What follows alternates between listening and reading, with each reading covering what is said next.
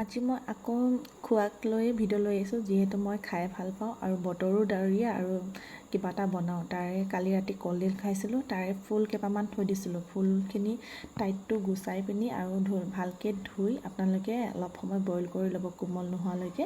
আৰু ৰাতিও মই জহা চাউল অলপ তিয়াই থৈছিলোঁ, মানে ভাবি থৈছিলোঁ যে কলডিল ফুল এনেকৈ বনাম আৰু অলপ পোলাও বনাম। আৰু চাউলখিনি ধুই লোৱাৰ পাছত মই পিঁয়াজ, নহৰু, দালচেনি ধুই ল'লোঁ আৰু এয়া মই কুটি ল'লোঁ। নহৰুকেইডোখৰ এনেকৈ গোল গোলকৈ কাটিব আৰু তাতে তেজপাত দুখিলামান দি দিম। আৰু বুটখিনিও তিয়াই থৈছিলোঁ, বুটৰ লগত বনাম পোলাও। খাইছে নাই আপোনালোকে? আৰু মই বুটখিনি কেনেকৈ বনাওঁ চাব দেই। বুটখিনি এনেকৈ টুকি ল'লোঁ আৰু আনফালে কলডিল ফুলখিনি বনাবৰ কাৰণে কেৰাহীখন পাতি ল'লোঁ আৰু পিঁয়াজ দিলোঁ। পিঁয়াজ আৰু নিমখ হালধি নিজৰ আন্দাজ দিব, মই দেখাবলৈ নহ'ল। আৰু বিলাহী কুটি লৈছিলোঁ আৰু এটা জলকীয়া দুটামান, আৰু কলডিল ফুলখিনি তাতে দি দিব আৰু কলডিল ফুলখিনি ভাজিব। যিহেতু বইল কৰিছিলোঁ, সেই পানীখিনি আপোনালোকে অকণমান শুকুৱাই দিব আৰু ধুনীয়াকৈ ভাজি থাকিব। আৰু গা পানী নুশুকোৱালৈকে মানে ভাজিব আৰু ঢাকি নিদিব, ধুনীয়াকৈ ভাজি থাকিব। তাৰপাছত এটা কণী দি দিব। কণী দিলে খাই ভাল লাগে। আৰু কণী দিয়াৰ পাছতো আপোনালোকে পূৰা ঘাটি লৈ আৰু কণীখিনিও শুকাবলৈ দিব। কণী শুকুৱাই যোৱা ভুজিয়া নিচিনা হ'বতো, সেই বস্তুটো হ'ব লাগে, তেতিয়া খাই ভাল লাগে। আৰু মই এতিয়া পোলাওটো বনাই লওঁ।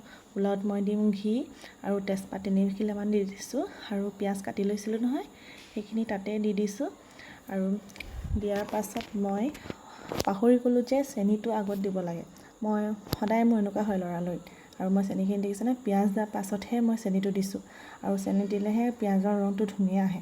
তাতে মই কালাৰটো অহাৰ পাছত মই বুটখিনি ঢালি দিলোঁ। বুটখিনি ঢালি দিয়াৰ পাছত নিমখ অকণমান দিব, তাত হালধি নিদিব।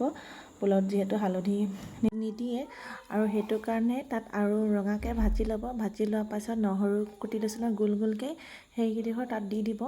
আৰু বুটখিনি ৰঙা হৈ গ'ল ন ধুনীয়াকৈ, আৰু তাতে আপোনালোকে ভাজি লোৱা চাউলখিনি দি দিব।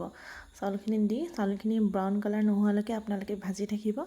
আৰু এয়া মই চাউলখিনি দি আছোঁ আৰু ধুনীয়াকৈ লৰাই লৈ আৰু ব্ৰাউন কালাৰ নোহোৱালৈকে ভাজি থাকক। আৰু মই অলপ সময় ভাজি আছোঁ, আৰু অলৰেডি মানে সেইখিনি অলপ গ্ৰেট কৰি দিছোঁ। আৰু মোৰ 2-3 মিনিটমান ভাজিলোঁ দেই।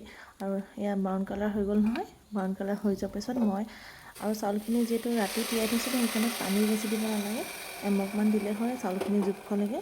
আৰু পানী দি ধুনীয়াকৈ জুইটো হাই মিডিয়াম নকৰিব, ল' মিডিয়ামতে থ'ব। আৰু চাউণ্ড কৰা সময়তে চাউণ্ডটো কৰাৰ পিছত অফ কৰি দিব।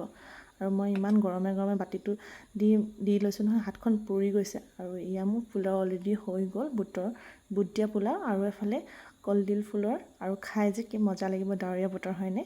চাওকচোন মোৰ ৰেচিপিটো কেনেকুৱা হ'ল, আপোনালোকে জনাব দেই। এয়া মোৰ ডিছটো।